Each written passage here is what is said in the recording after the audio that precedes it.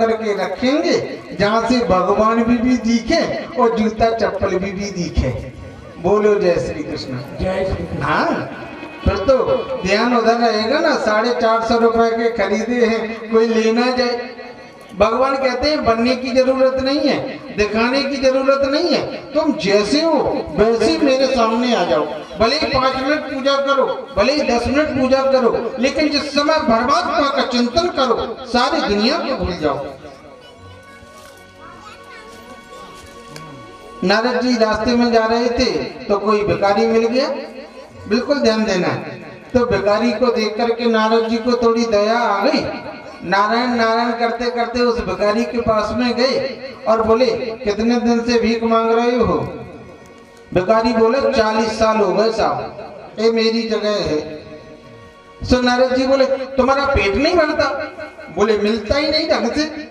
तो नारद जी को थोड़ी दया आ गई, उन्होंने कुबेर के पास में पत्र लिख दिया, ये पत्र है कुबेर को देना, भगवान कृपा करेंगे, तुम्हें भीख मांगने की आवश्यकता नहीं पड़ेगी। सुबह सीधा आदमी चला गया कुबेर के पास में। कुबेर बोले कहाँ से पधारे महाराज? बोले पत्र लीजिए। जैसे ही पत्र लिया तो उस पत्र में लिखा था इस व्यक्ति को मैं भेज रहा हूँ, इसके कमंडलू में इतने हीरे जवाहरात सोना चांदी सब भर देना कि इसको मांगने की जरूरत नहीं पड़े। अब नारद जी का आदेश है, देवर्षि का आदेश है, कौन मना करे?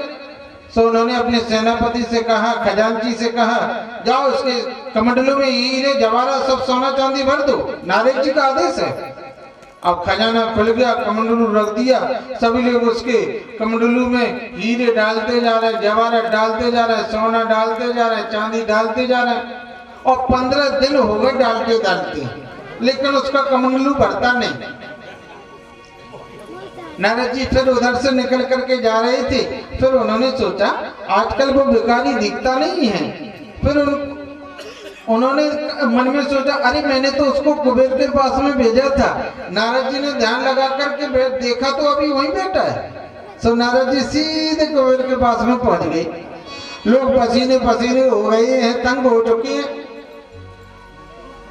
कुबेर ने नारद जी को देखा और दौड़ा दौड़ा आया और नारद जी के चरणों में प्रणाम करके बोले महाराज जिसको देखते हो जिसको भेजते हो उसको देख तो लिया करो कि किसको भेज रहे हैं। मेरा खजाना पूरा खाली होने को आया और उसका कमंडलू भरता नहीं, और आपने कहा था कि कमंडलू भर देना। नारद जी बोले मैं चल करके देखूंगा क्या इसके कमंडलू में। सो नारद जी ने देखा और सभी लोग उसके कमंडलू में हीरे डालते जा रहे हैं, जवाहरात डालते जा रहे हैं, सोना डालते जा रहे हैं, चांदी डालते जा रहे हैं। सो नारद जी बोले भिखारी से क्यों तेरा कमंडलू अभी भरा नहीं भरता साहब, क्या मालूम? अच्छा जरा मेरे को तो कहना। तो नारद जी ने जैसे ही कमंडलू को लिया और जैसे ही उसको पलट करके देखा तो कमंडलू की तली में मनुष्य की खोपड़ी बैठी थी और खोपड़ी के अंदर लोग बैठा हुआ था। नारद जी बोले बस बंद कर दो भरना, तुम तो क्या ब्रह्मा भी अपना पूरा खजाना इसके कमंडलू में डाल दे तो भी कमंडलू भर नहीं सकता, क्योंकि लोभ की वृत्ति है ही ऐसी, जिन प्रति लाभ लोभ अधिकाई। जैसे जैसे हमारा लाभ बढ़ता जाता है ना वैसे वैसे लोभ बढ़ता चला जाता है। हाँ। तो काम क्रोध और लोभ तीनों पर जो विजय प्राप्त कर ले वही भागवत को सुनने का पहला अधिकारी है। तो व्यास जी ने मन में सोचा संसार में ऐसा कौन व्यक्ति है जिसने काम क्रोध को जीता है। फिर उदास होकर के बैठ गए। फिर उनके हृदय से आवाज आई देखो संसार में तो इस समय एक ही व्यक्ति है सुखदेव, लेकिन वो तो निर्गुण ब्रह्म की समाधि में बैठा है और जब तक वो हमारे पास में आए नहीं तो मैं उसे भागवत सुनाऊं कैसे, और सुनाऊं नहीं तो जन जन में प्रचार हो कैसे। फिर व्यास जी चिंता में पड़ गए। फिर उनके हृदय से आवाज आई देखो 4 उंगली की लंगोटी भी जिसने त्याग दी उस विरागी सुखदेव को खींच कर के लाने की सामर्थ्य यदि किसी में है तो वो कृष्ण कथा में है, कृष्ण चरित्र में है। लखी जिन लाल की मुस्कान, ताहि विसरी वेद विधि जप योग संयम ध्यान, नैन व्रत पाठ पूटा पाठ गीता ज्ञान, रसक दग्ध यश खींच के मुख्य म्यान। एक बात कहूं, मेरे गोविंद की एक बार भी यदि कोई मुस्कुराहट देख ले तो उसको दुनिया का सौंदर्य अच्छा नहीं लगता। उन्होंने अपने नन्हे नन्हे शिष्यों को बुलाया और कहा, बोले बेटा, जहां मेरा पुत्र निर्गुण निर्विकार निर्विशेष निरीह पूर्ण ब्रह्म की समाधि में बैठा है सुखदेव, वहां इस मंत्र को गाना, शायद वो मेरे पास में आ जाए। और नन्हे नन्हे शिष्यों ने भागवत के मंत्रों को याद कर लिया। और एक बात कहूं, एक तो संस्कृत भाषा बड़ी प्रिय होती है, बड़ी मीठी होती है संस्कृत भाषा, और उसको भी यदि राग में गाया जाए ना फिर तो कहना ही क्या है। और नन्हे नन्हे शिष्यों ने मंत्रों को याद कर लिया और बीड़ा पर स्वर लहरी को लेते हुए इस मंत्र को गाया। इस मंत्र में श्री कृष्ण की सुंदरता का वर्णन था। बरहापीणम नडवर बबू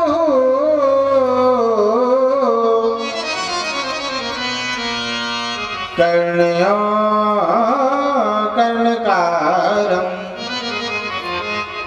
वीरभद्रवास कनकाकपिशं वैजयन्तं चमाला रन्ध्राण वेणुरधरसुदयं पूरयन् गोपवृन्दे वृन्दारण्यं स्वपदारमणं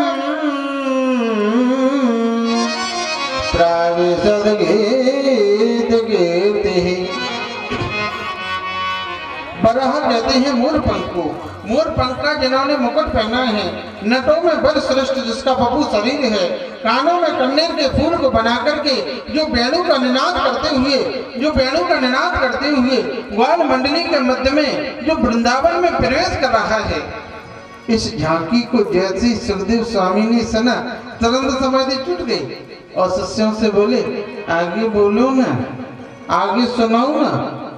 चेला बोले, हमको तो इतना ही आता है सब, आपको इससे ज्यादा सुनना है तो अपने पिताजी के पास चलो ना जी। सुखदेव जी ने सोचा कोई सुंदर होगा तो अपने लिए होगा, अपन तो संत ठहरे, अपन को क्या मतलब। फिर समाधि में बैठ गए। शिष्य दौड़े दौड़े गए। गुरुजी बोले, क्या हुआ? बोले, गुरुजी एक बार तो आंखें खुली थी लेकिन वापस बंद कर ली। तो सुखदेव जी ने वापस बंद कर ली। बैद जी बोले, अब जरूर मुरली वाला उसको खींच रहा है, सुनो इस बार जाना और इस मंत्र को गाना, शायद वो मेरे पास में आ जाए। तो पहले मंत्र में तो श्री कृष्ण की सुंदरता का वर्णन था और दूसरे मंत्र में श्री कृष्ण की करुणा का वर्णन है। ऐसी करुणा आपको किसके जीवन में मिलेगी? आओ बगीयम स्तनकालकूटं जिघांसया पायदप्रसादिवी लेभे गतं धा तुलसीदान्ततुल्यं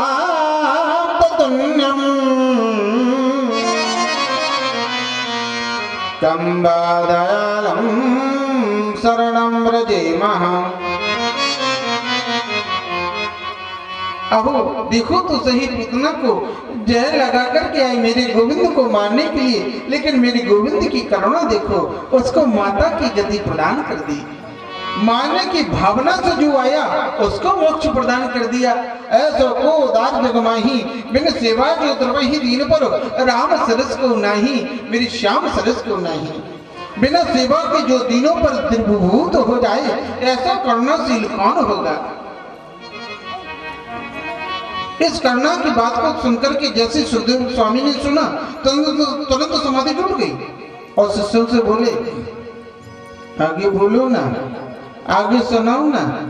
चेला बोले हमको तो इतना ही आता है साहब, आपको इससे ज्यादा सुनना है तो अपने पिताजी के पास चलो ना जी, उनके पास तो ऐसे 18,000 मंत्र हैं। सुखदेव जी दौड़े दौड़े आए और पिताजी के चरणों में गिरकर के बोले पिताजी मुझे कृष्ण कथा सुनाइए, मुझे भागवत सुनाइए। 4 अंगुल की लंगोटी भी जिसने त्याग दी, उस विरागी सुखदेव को खींच करके लाई मेरे गोविंद की कथा। व्यास जी ने सोचा, हालांकि मैं जानता हूं कि सुखदेव ने काम क्रोध को जीता है, लेकिन मैं यदि संसार के लोगों से कहूं कि सुखदेव ने काम क्रोध को जीता है तो लोग कहेंगे अपने पुत्र की बड़ाई स्वयं करते हैं। यदि राजा जनक इस बात को कह दें कि सुखदेव ने काम क्रोध को जीता है तो दुनिया मानेगी। जनक बड़े प्रतापी सदग्रस्त हैं। सज्जनों, सुखदेव जी 4 अंगुल की लंगोटी भी नहीं पहनते, चौड़ा वक्षस्थल है, लंबी भुजाएं हैं, नींद मणि जैसा चमकता जिनका चेहरा है। उनको सीधा जनक महाराज के पास में भेज दिया और पीछे से सूचना भिजवा दी, मैं अपने बेटा सुखदेव जी को तुम्हारे पास भेज रहा हूँ महाराज जनक, इसकी अच्छी तरह से परीक्षा ले लेना कि इसने काम क्रोध को जीता है कि नहीं। जनक महाराज के दरवाजे पर सुखदेव जी आए और दरबान से बोले मैं व्यास नंदन सुखदेव हूँ, पिताजी का आदेश सुना है, जनक जी से वेदांत पढ़ने आए हैं, क्या उनसे पूछो क्या वो मुझे पढ़ा सकते हैं। जनक जी ने अंदर से सूचना भिजवा दी, अभी 5 दिन तक समय नहीं है, सुखदेव जी से कहो द्वार पर खड़े रहें। 5 दिन तक सुखदेव जी द्वार पर खड़े रहे, नीचे से चरण जलते, ऊपर से तपती धूप, लेकिन मन में जरा भी क्रोध नहीं आया है? विषम परिस्थितियों को जो मुस्कुरा करके निकाल देवे वही तो संत है। असुविधा में भी जो सुविधा को प्रकट कर देवे वही तो संत है। जरा सी असुविधा आने पर जिसके मन में क्रोध यदि आ जावे तो समझो वहां थोड़ी कमी रह गई है। जनक महाराज ने अपने सेनापति से कहा जाकर के देखो, यदि सुखदेव के चेहरे पर तुम्हें जरा भी क्रोध की मुद्रा दिखाई दे तो वापस कर देना। सेनापति ने कहा महाराज मैंने संत बहुत देखे पर ऐसा निश्चल हृदय का संत नहीं देखा। 5 दिन पहले जो मुख की आकृति थी वही आज है, जरा भी परिवर्तन नहीं है।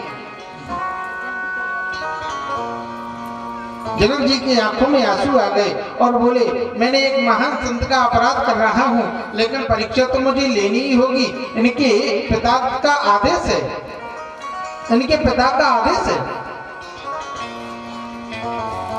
जनक जी पास में गए, सुखदेव जी ने कहा मैं व्यास नंदन सुखदेव हूँ, पिताजी का आदेश हुआ है, आपसे वेदांत पढ़ने आए हैं, क्या आप मुझे पढ़ा सकते हैं। जनक जी ने कहा अभी तो समय नहीं है, 3 दिन और लगेंगे। अंतापुर के झूले पर सुखदेव जी को बैठा दिया। जनक जी चले गए, एक से एक सुंदरी अप्सरा आई और सुखदेव को घेर करके खड़ी हो गई। कोई तांबूल समर्पित करने लगी, कोई चरण सहलाने लगी, कोई पंखा डलाने लगी। एक अप्सरा तो सुखदेव का आलिंगन करके ही पास में बैठ गई, लेकिन उनके मन में जरा भी काम की जागृति नहीं हुई। खिसका खिसकी की भावना भी यदि मन में है तो समझो मन अभी कमजोर है। उन स्त्रियों को देख करके तो सुखदेव स्वामी एकदम खिसके भी नहीं, एकदम बैठे रहे निर्विकल्प भाव से, निष्काम भाव से। जनक महाराज से रहा नहीं गया, दौड़े दौड़े आए और चरणों में गिर करके सुखदेव जी के बोले महाराज मैं आपको वेदांत नहीं पढ़ा सकता। सुखदेव जी ने कहा क्यों नहीं पढ़ा सकते आप मुझे वेदांत, क्या मुझसे कोई गलती हो गई, क्या मुझसे कोई अपराध हो गया, क्यों नहीं पढ़ा सकते आप मुझे। तो जनक महाराज ने रो करके कहा महाराज वेदांत तो आप स्वयं हैं, वेदांत का सतत हस्ताक्षर तो आप स्वयं हैं, वेदांत की परिभाषा तो आप स्वयं हैं। जो स्वयं वेदांत का अर्थ हो उसे वेदांत कोई क्या पढ़ेगा। और प्रचार प्रसार कर दिया, काम क्रोध को यदि किसी ने जीता है तो सुखदेव जी ने जीता है। सुखदेव ने जीता है। सुखदेव जी पिताजी के पास में आए और व्यास जी ने उनको चोड़ी गोपीन पहनाई और श्रीमद् भागवत का उनको अध्ययन कराया। और जैसे ही श्रीमद् भागवत का अध्ययन करने के बाद सुखदेव जी महाराज सीधे वन में चले गए और वन में जाकर के अब निर्गुण ब्रह्म की समाधि नहीं, अब कृष्ण के चरणों में अनुराग हो गया, मेरे गोविंद के चरणों में अनुराग हो गया। और एक बात कहूं आपसे, गोविंद के चरणों में एक बार अनुराग आ जावे ना तो जीवन का परम सुख मिल जाता है, जीवन का परम लाभ मिल जाता है, जीवन का परम आनंद मिल जाता है। राजा श्री परीक्षित को 7 दिन में मृत्यु का श्राप लगा और कोई भी निर्णय नहीं कर पाए कि 7 दिन में परीक्षित को मोक्ष कैसे मिले।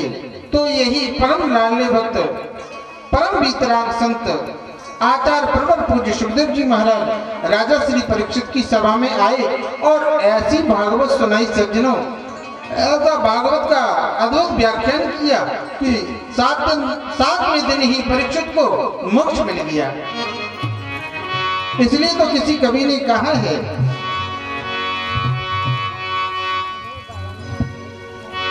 साथ देती नहीं है किसी का, साथ देती नहीं है किसी का, क्या भरोसा है जिंदगी का, क्या भरोसा साथ देते नहीं है किसी का, साथ देते नहीं है किसी का, क्या भरोसा है जिंदगी का।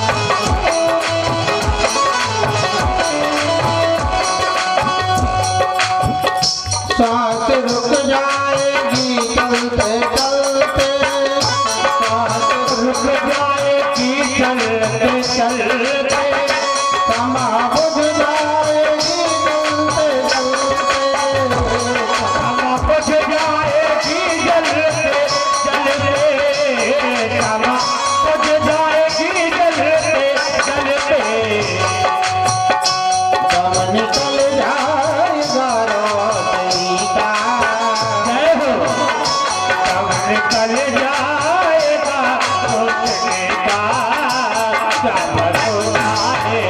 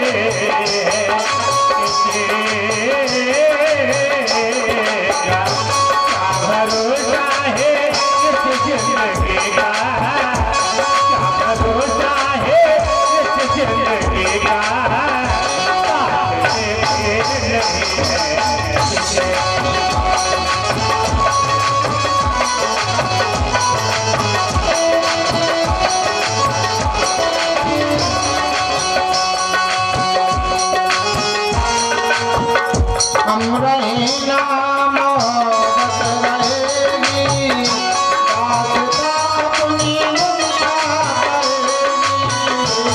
हम रहे ना मोहब्बत रहेगे, दास्तां अपने उनका कहेंगे। हम रहे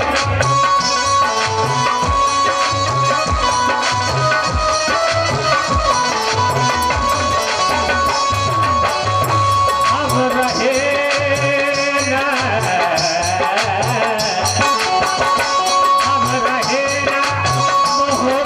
रहेंगे, दास्तां अपनी दुनिया कहेंगे, दास्तां अपनी दुनिया कहेंगे।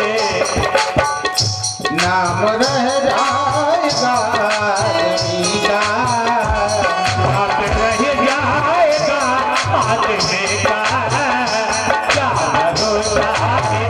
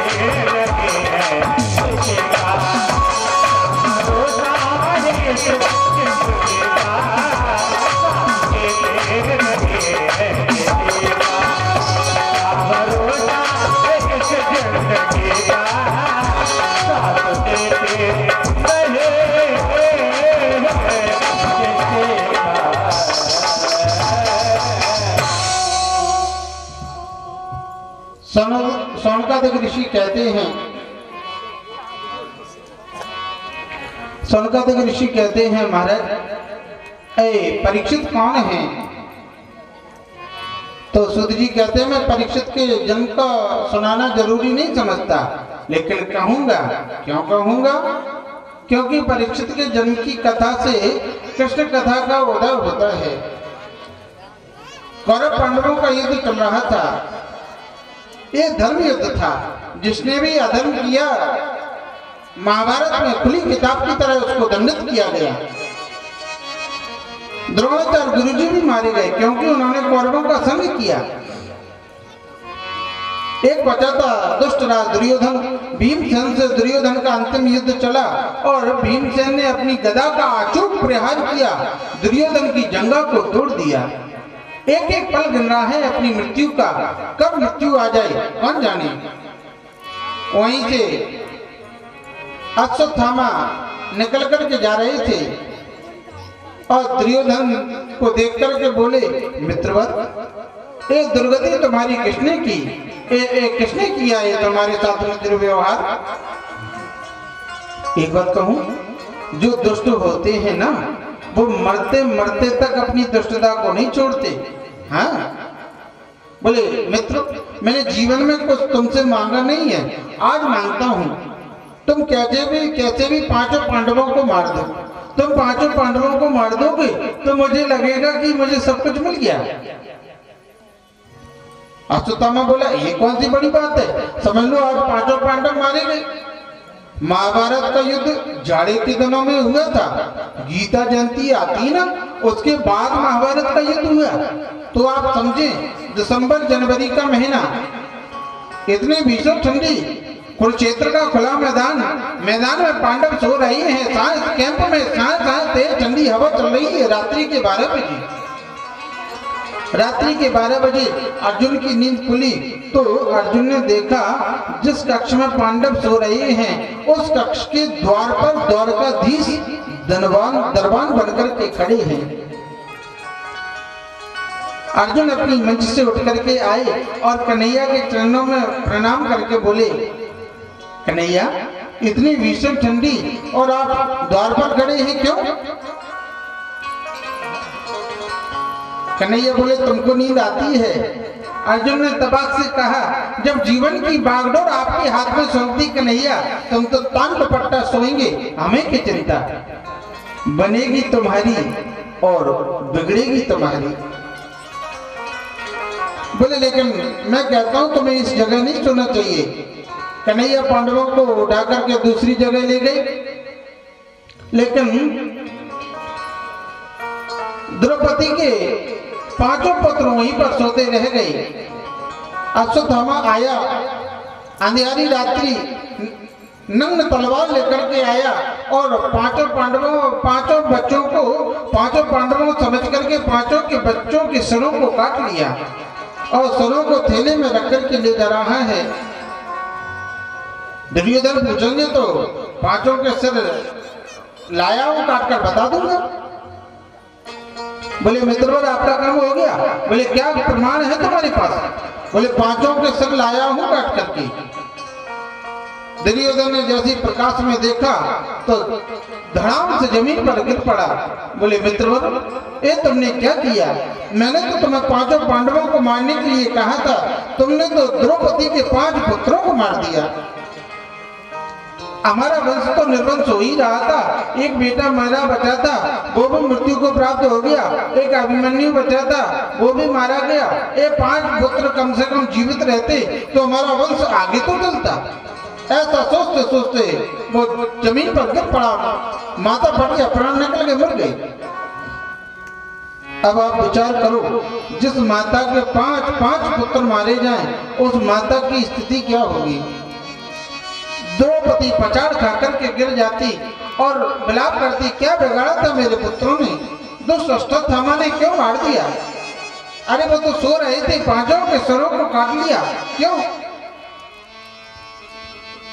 हजारों नर नारी आ गए और द्रौपदी को समझाते हुए बोले, बेटी तुम संतुलन रखो, बेटी तुम धैर्य धारण करो, ये तो संसार का क्रम है, संयोगस्य वियोगान्ता जीवितम मरणापदे। जिसका संयोग हुआ उसका वियोग होगा, जिसका जन्म हुआ उसकी मृत्यु होगी, कारण कोई भी बन जाए। लेकिन द्रौपदी नहीं समझती, आखिर मेरे बच्चों का अपराध क्या था, उनको क्यों मार दिया?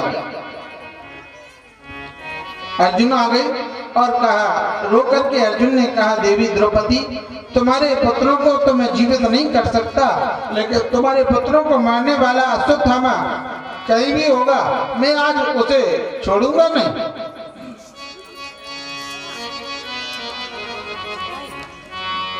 बोले अश्वत्थामा खड़े हो जाओ, कन्हैया रथ को चला रहे हैं, अर्जुन के रथ को। अश्वत्थामा ने देखा कि अर्जुन तो मुझे मारी डालेंगे, तुरंत अपना ब्रह्मास्त्र चला दिया। आकाश मार्ग से विशाल ब्रह्मास्त्र को आते देखा तो अर्जुन तो तुरंत घबरा गए और कन्हैया के चरणों में बोले, कृष्ण कृष्ण महाभायो वक्ता नाम अभयं करो, तुम्हें को दही माना नाम अपवर्गो से संस्कृति। बोले महाराज ए ब्रह्मास्त्र मुझे जलाकर के भस्म कर देगा, आप मेरी रक्षा करो। कन्हैया मुस्कुरा करके बोले अर्जुन से, अरे पागल, मैंने तुझे गीता सुनाई और गीता में मैंने क्या कहा था? कि प्रत्येक काल में मेरा स्मरण भी करो और हम युद्ध भी करो। ध्यान देना, हम यदि कर्म करेंगे और भगवान को भूल जाएंगे तो कर्म सफल नहीं हो सकता, और केवल माला लेकर के ही बैठे रहेंगे और कर्म नहीं करेंगे तो भी कर्म सफल नहीं हो सकता। इसलिए दोनों ही जरूरी है, कर्म भी करो और भगवान की याद भी करो। कभी कभी विष की औषधि भी विष ही होता है। आपने देखा हो जंगल में किसी आदमी को कांटा लग जाता है तो एक कांटे से दूसरे कांटे को निकालते हैं। लोहे को काटना होता है तो एक लोहे से दूसरे लोहे को काटते हैं। जैसे कांटे से कांटा निकाला जाता है, लोहे से लोहा काटा जाता है, वैसे ही ब्रह्मास्त्र को शांत करने का दूसरा तरीका भी ब्रह्मास्त्र है। अर्जुन ने अपने ब्रह्मास्त्र को चलाया, दोनों टकरा करके शांत होकर के नीचे गिर पड़े। अर्जुन ने अश्वत्थामा को बालों को पकड़ करके हजारों नर नारियों के बीच में ला करके खड़ा कर दिया और बोले, द्रौपदी तेरे बालकों को मारने वाला ये अश्वत्थामा बच करके नहीं जा सकता, लेकिन आप बताओ इसको कैसे मारें। इसको जलती हुई अग्नि में दे करके मारें, इसके शरीर के टुकड़े करके इसको शेर के सामने खिलाएं, इसको जमीन में गड्ढा खोद करके मारें, आप बताओ इसको कैसे मारें। तो मालूम है द्रौपदी के मन में करुणा आ गई और बोली, छोड़ दीजिए इन्हें, क्या मिलेगा इनको मार करके। अर्जुन बोले, देवी संविधान में, राजनीति में करुणा नहीं चलती। संविधान कहता है जिसने जैसा कर्म किया वैसा उसको दंड मिलना चाहिए। इसने हमारे 5 पुत्रों को मारा है, इसलिए मरना चाहिए इसको 5 बार, लेकिन ऐसा संभव नहीं है, मरेगा तो ये एक ही बार। लेकिन आप लोग बताओ, आप बताओ इसको कैसे मारूं। द्रौपदी बोली, तो जरूर मार दीजिए, मैं मना नहीं करती। यदि इसको मारने से मेरे पुत्र यदि जीवित हो जाए तो जरूर मार सकते हैं आप, लेकिन ऐसा तो हो नहीं सकता। जब इसको मार करके मेरे पुत्र जीवित नहीं हो सकते तो एक ब्राह्मण को मार करके आप ब्रह्म हत्या क्यों लेना चाहते हैं, मेरी समझ में नहीं आता। इसलिए क्योंकि एक गुरुपुत्र हैं, इसलिए आपसे मेरा निवेदन, आप इनको छोड़ दीजिए। अर्जुन बोले, मुझे मेरी तो प्रतिज्ञा है, इसको मारना ही है। अब मेरे को तो धर्म संकट में डाल दिया तुमने। भीमसेन से पूछा, युधिष्ठिर जी से पूछा पहले कि आप बताओ इसको मारना चाहिए कि नहीं। अब युधिष्ठिर जी ठहरे धर्मराज, बोले देख लो भैया, धर्म ग्रंथों में जैसा लिखा है वैसा ही करना, कुछ गड़बड़ ना हो जाए। भीमसेन ने कहा, तुमने यदि इसको छोड़ दिया अर्जुन तो इस दुष्ट को मैं नहीं छोड़ूंगा। ऐसे पापी को मारने से पाप नहीं लगेगा। नकुल सहदेव बोले, बजने भैया ठीक कह रहे हैं, मरना ही चाहिए, लेकिन द्रौपदी दया की स्वरूप हैं, वो कहती हैं मत मारो, क्या मिलेगा इनको मार करके। हमारे कन्हैया भी वहीं पर खड़े थे और कन्हैया ने मन में सोचा, हमसे कोई पूछे ही नहीं रहा तो हम काहे को बोले हैं। अरे अपन से पूछेगा तो अपन भी कह देंगे कुछ। कन्हैया के चरणों में प्रणाम करके अर्जुन ने कहा, मेरा मार्गदर्शन करो भगवान, इसको मारना चाहिए कि नहीं। ये परिस्थिति बड़ी उलझन में डाल रही मेरे को। तो मालूम है कन्हैया बोले, देखो मैं तो शास्त्र की बात कहूंगा। कन्हैया बोले, ब्रह्मंद्र तब्बे आतताय बदारणः मयो भय मामनातम परिपानुशासनम।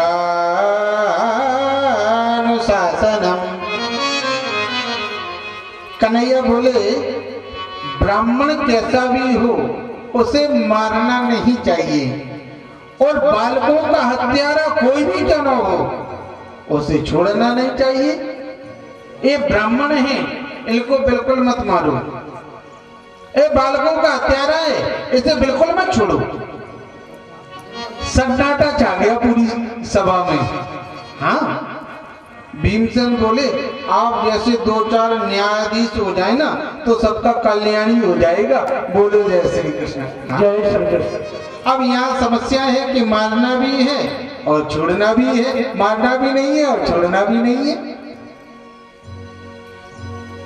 तो अर्जुन ने बोले जिसने मेरे मुख से एक बार गीता सुन ली उस अर्जुन को कुछ जरूरी और कुछ सुनाना जरूरी नहीं ले जाता, वो सब समझता है। तो अर्जुन ने अश्वत्थामा की आधे बाल मोड़ दिए, आधी दाढ़ी मोड़ दी, आधी मूंछ मोड़ दी और एक ब्रह्म तेज की मणि होती है अश्वत्थामा के थी, उसको निकाल लिया अर्जुन ने और धक्के देकर के बाहर निकाल दिया। अधम ब्राह्मण का यही सबसे बड़ा वध है।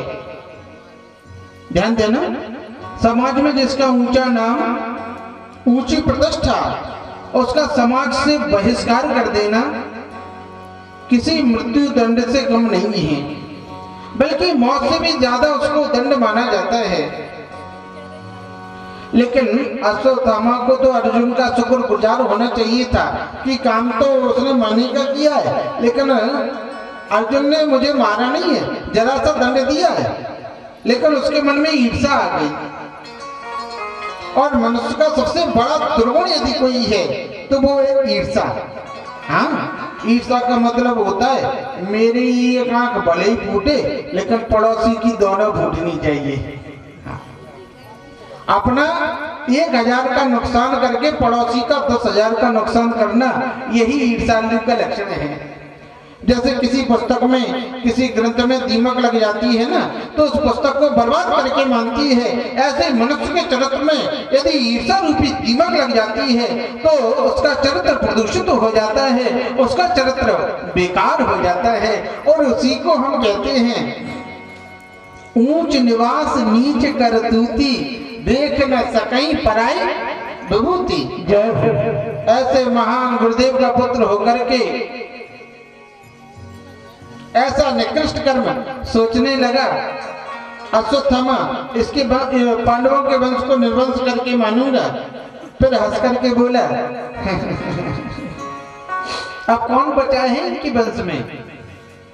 एक पुत्र था वो मारा गया, एक अभिमन्यु बेटा था वो भी मारा गया, 5 पुत्र थे वो कल मैंने मार दिए, अब कौन है जिसको मारा जाए?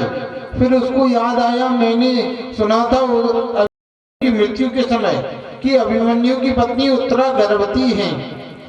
आज उसको पूरे 9 महीने हो रही हैं और गर्भ शिशु को मार देता हूं तो पांडवों का वंश निर्वंश हो जाएगा। बस उस गर्भ शिशु को मारने के लिए उसने ब्रह्मास्त्र चला दिया।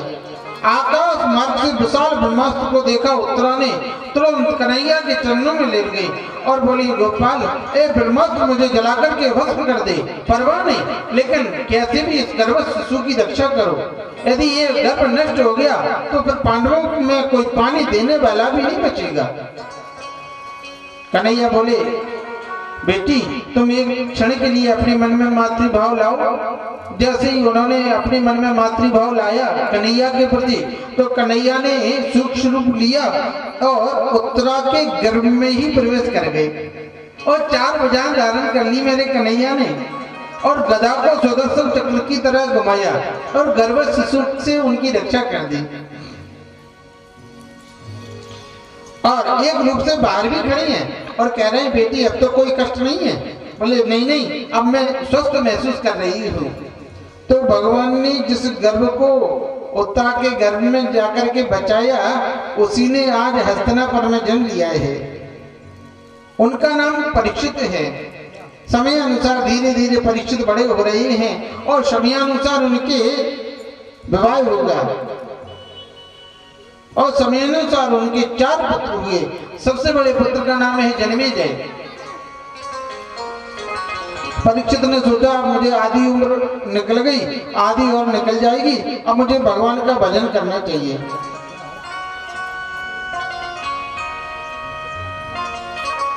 कोई संत, कोई भगत रास्ते में जा रहे थे, संत जी मिल गए। अब संत जी को देख करके भगत जी बोले महाराज भजन कैसे करना चाहिए? तो संत जी बोले 24 घंटे को 3 भागों में बांट लो। 8 घंटे सो, 8 घंटे कमाओ, 8 घंटे भजन करो। संत भगत जी बोले 8 घंटे का सोने का तो ठीक है, देख लेंगे, कमाने का थोड़ा 8 घंटा कम लगता है लेकिन समझ लेंगे महाराज। लेकिन आपने जो भजन का 8 घंटे बताया ना, ये मेरे को थोड़ा ज्यादा लगता महाराज। बोले तो 4 भागों में बांट लो, 6 घंटे सो, 6 घंटे कमाओ, 6 घंटे खेलो, 6 घंटे भजन करो। भगत जी बोले कमाने का 2 घंटे कम कर लिए, वो सोने के 2 घंटे कम कर लिए, वो 8 ही कम लगते थे, और खेलने का तो जैसा तैसा कर लेंगे महाराज। लेकिन ये भजन का आपने जो 6 घंटे बताया ना, ये मेरे को थोड़ा ज्यादा लगता। तो संत जी बोले तुम भले 21 घंटे कुछ भी करो, 3 घंटे ईमानदारी से परमात्मा के लिए निकालो।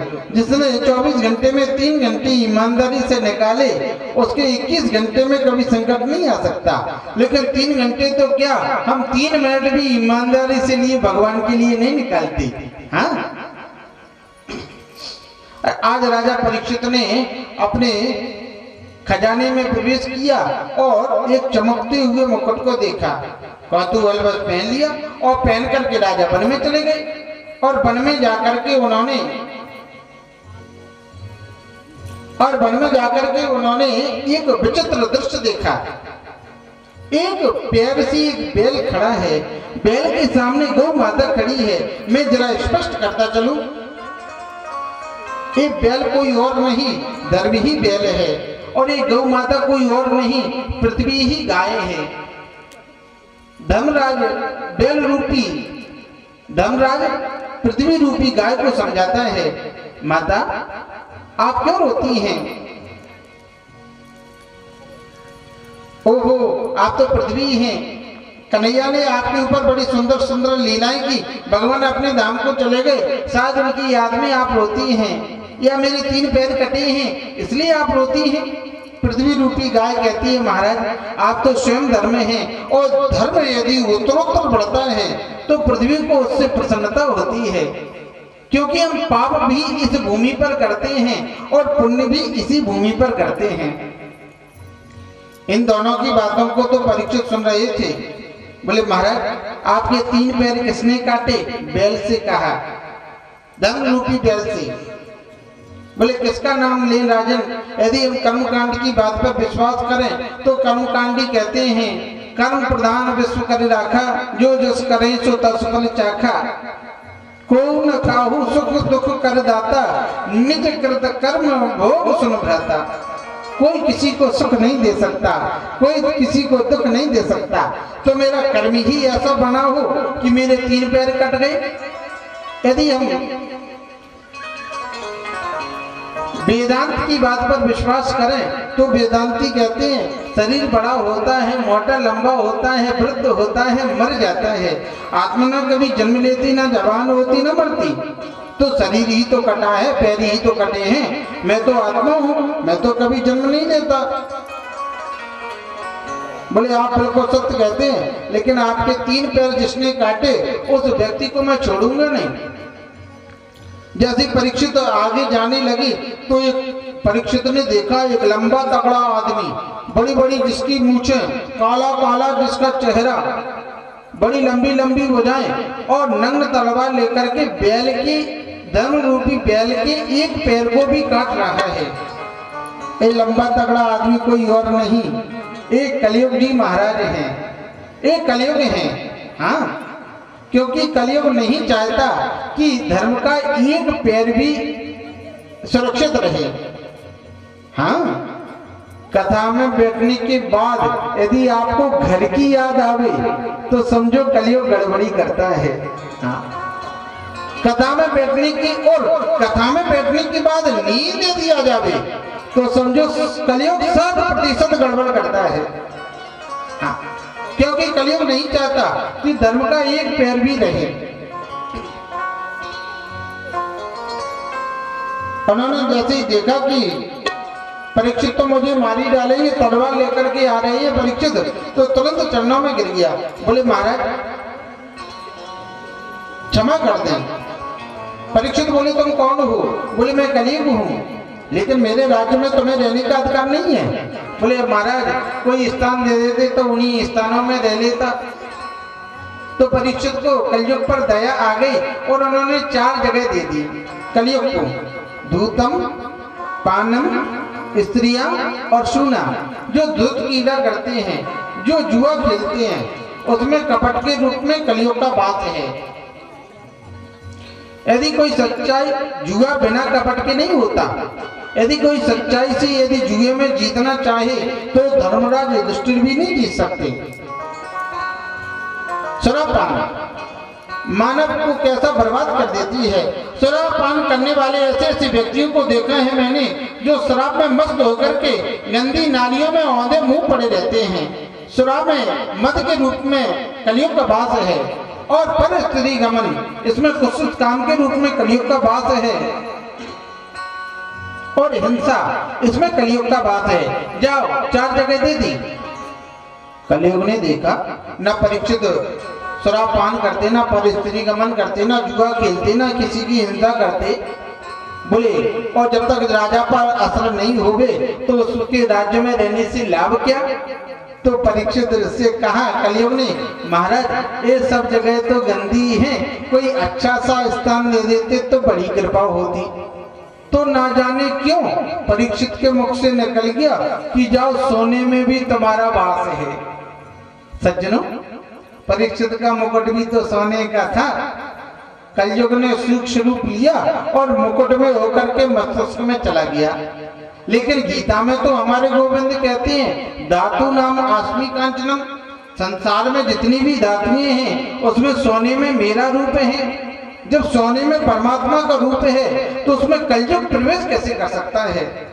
तो सूत जी बोले देखो,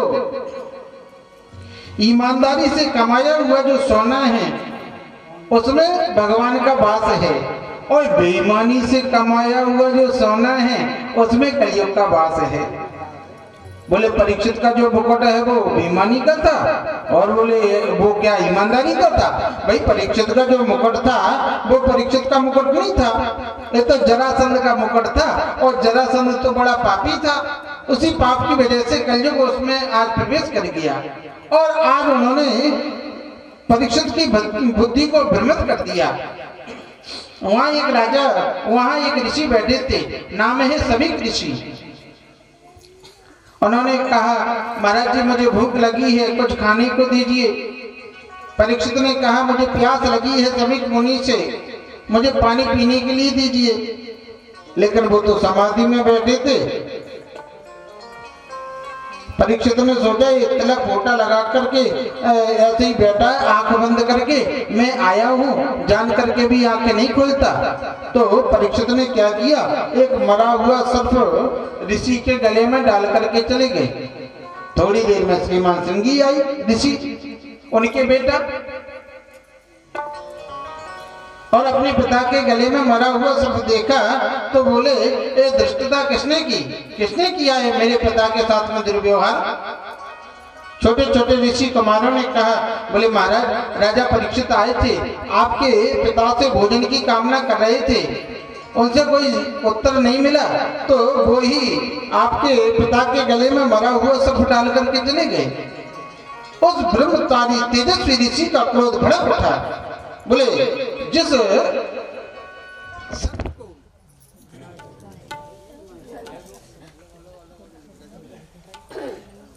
राधे राधे।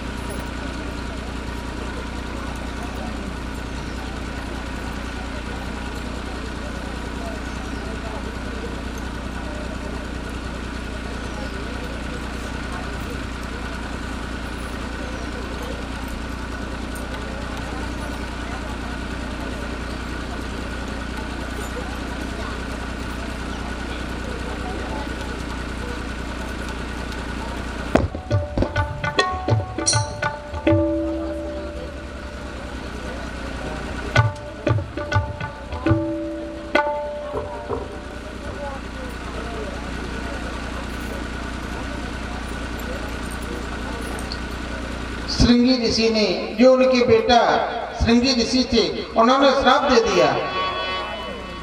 जिस सर्प को उन्होंने ऋषि के मेरे पिता के गले में डाला है, इनके जो पूर्वज जो तक्षक नाग हैं, आज से 7वें दिन परीक्षित को डस देंगे और उनकी अकाल मृत्यु हो जाएगी। बाणी रूपी बाण को चला दिया। उन्होंने जैसे ही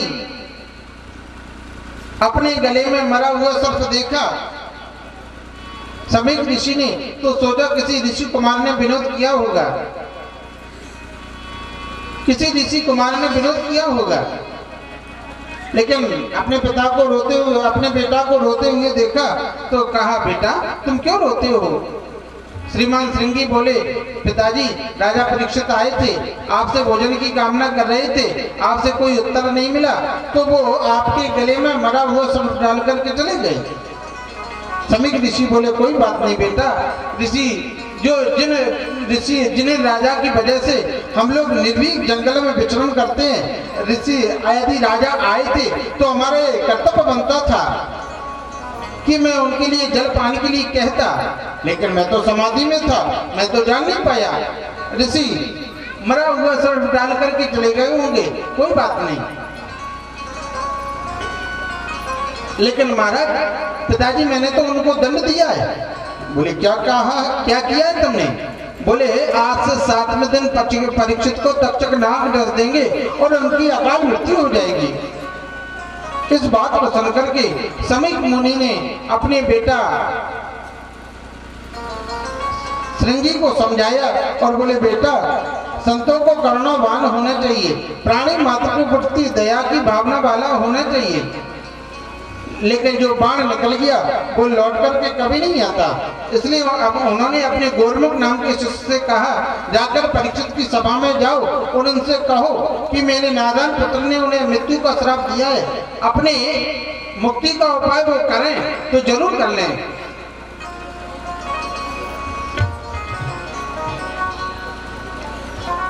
जैसे ही राजा परीक्षित को पता चला कि 7वें दिन में मर जाऊंगा, तो अपने बेटा जन्मेजय को उन्होंने रात गद्दी पर अभिषेक किया और पतित पावनी गंगा के किनारे चले गए। जैसे बड़े बड़े संतों को पता चला तो कण्व, दुर्वासा, भृगु, अंगरा, विष्णु, कश्यप, वामदेव, अत्रि, वशिष्ठ, नारद, कई महात्मा आए। तकरीबन 25,000 संत परीक्षित की सभा में आए और सभी संतों को परीक्षित ने प्रणाम किया और उनसे कहा, महाराज जल्दी मरने वाले को क्या करना चाहिए? तो कोई भी नहीं बता पाता कि जल्दी मरने वाले को क्या करना चाहिए। न कण्व जी, न दुर्वासा जी, न अंगरा जी, न भृगु जी, न वामदेव जी, न अत्रि जी, न वशिष्ठ जी, न नारद जी, कोई भी निर्णय नहीं कर पाता कि जल्दी मरने वाले को क्या करना चाहिए। तो सुखदेव जी की समाधि टूटी और उनका मन कहता है, चलो परीक्षित के पास। जैसे ही परीक्षित के पास में आए सुखदेव जी महाराज, परम वीतराग संत शिरोमणि आचार्य प्रबल पूज्य सुखदेव जी महाराज जैसे ही परीक्षित की सभा में आए तो सभी संत खड़े हो गए। सभी ने सुखदेव जी का मानसिक रूप से पूजन किया। परीक्षित ने उनको ऊंचे गद्दी पर बैठाया और बड़ी विधि से उनका पूजन किया और सभी लोग उनका पूजन कर रहे हैं, क्योंकि हरि नाम सुनाने